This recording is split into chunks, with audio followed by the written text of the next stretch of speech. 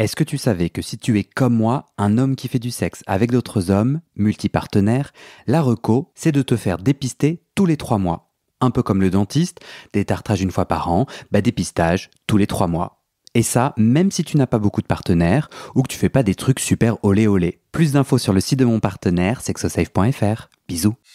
Salut, moi c'est Guillaume, je suis gay et j'ai été très longtemps sexuellement bloqué. Ce podcast, c'est comme un guide. Chaque épisode t'aide à sortir du non-dit, à entendre tes désirs et donne des conseils pratiques pour ta vie sexuelle ou amoureuse. J'essaie de vivre de ce podcast, alors si tu aimes mon contenu, fais un don. Tape bit.ly/comment devenir dans ton navigateur. Tu auras aussi mon Instagram pour voir ma petite tête et les infos pour venir à une rencontre entre auditeurs dans ta ville. À la toute fin de cet épisode, je t'en dis plus sur les coulisses du podcast et comment la communauté des auditeurs peut t'aider. Allez, place à ton épisode, bonne écoute.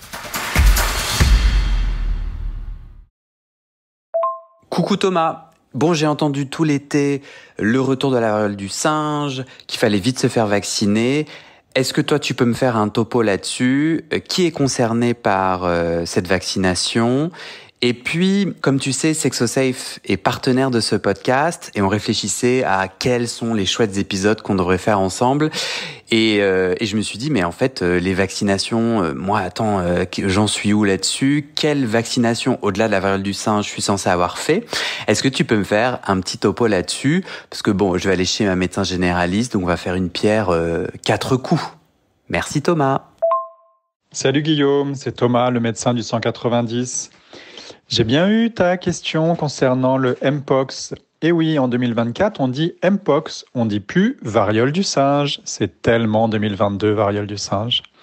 Donc le Mpox, est-ce qu'il revient, est-ce qu'il ne revient pas ? En fait, il n'avait jamais vraiment quitté la France et l'Europe, puisqu'il y a toujours une dizaine de cas par mois suite à l'épidémie de 2022. Donc, il était toujours pertinent de se faire vacciner depuis 2022. Et puis, il y a une nouvelle épidémie en Afrique avec un petit variant du Mpox qui n'est pas encore arrivé en Europe, mais ça peut arriver à n'importe quel moment. Donc, il est toujours pertinent de se faire vacciner, sans urgence, puisque l'épidémie n'est pas là, mais il faut le faire. Les centres de vaccination ont été réactivés et donc il est conseillé pour les personnes ciblées, publics prioritaires, d'aller prendre un rendez-vous en passant soit par Doctolib, soit en appelant directement les centres de vaccination. Il suffit de trouver leurs coordonnées en tapant dans un moteur de recherche Mpox vaccination. Et donc ces publics prioritaires, c'est les hommes gays, bi ou les personnes trans qui n'ont pas été vaccinées jusqu'à présent et qui nécessitent 2 doses à 4 semaines d'intervalle. Les personnes qui ont eu 2 doses en 2022, il est conseillé de faire un rappel, donc une 3e dose. Et les personnes, par contre, qui ont eu le Mpox en 2022 ou après, ces personnes-là n'ont pas besoin de faire de vaccination. Elles sont protégées par les anticorps qu'elles ont produites par elles-mêmes lors de l'infection à Mpox qu'elles ont eue.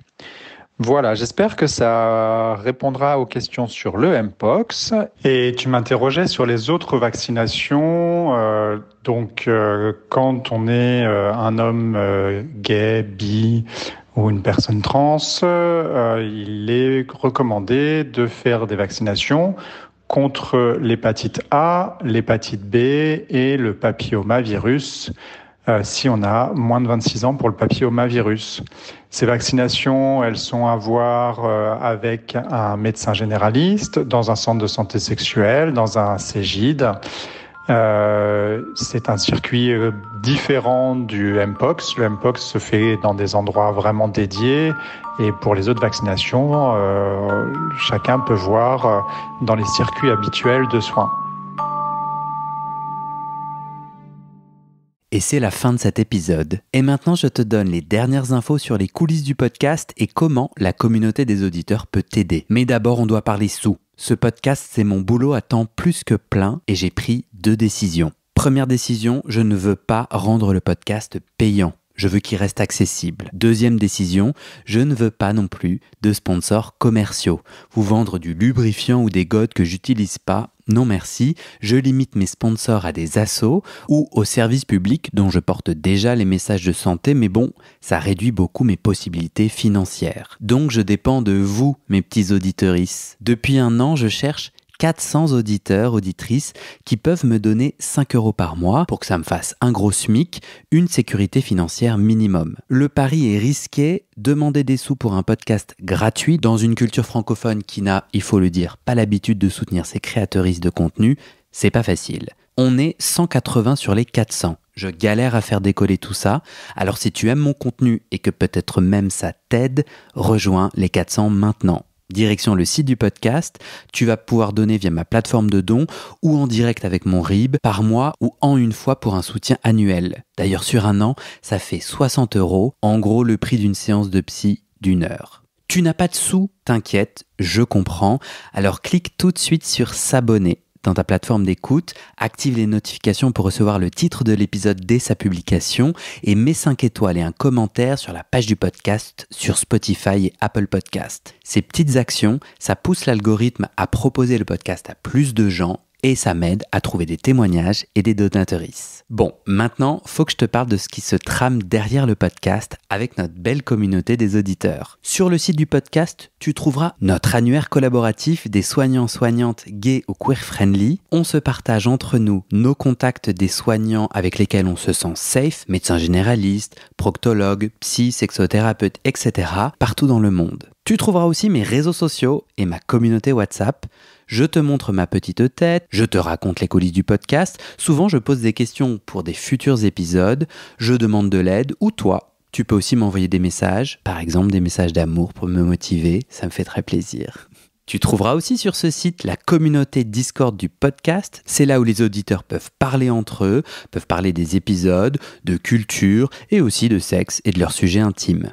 Sur le site, c'est aussi là que tu trouveras les infos pour organiser ou rejoindre une rencontre entre auditeurs ou un enregistrement live du podcast. Pour découvrir tout ça, tu tapes dans ton navigateur bit, c'est bit sans e.ly/comment devenir. Merci à toi et à très bientôt dans tes oreilles.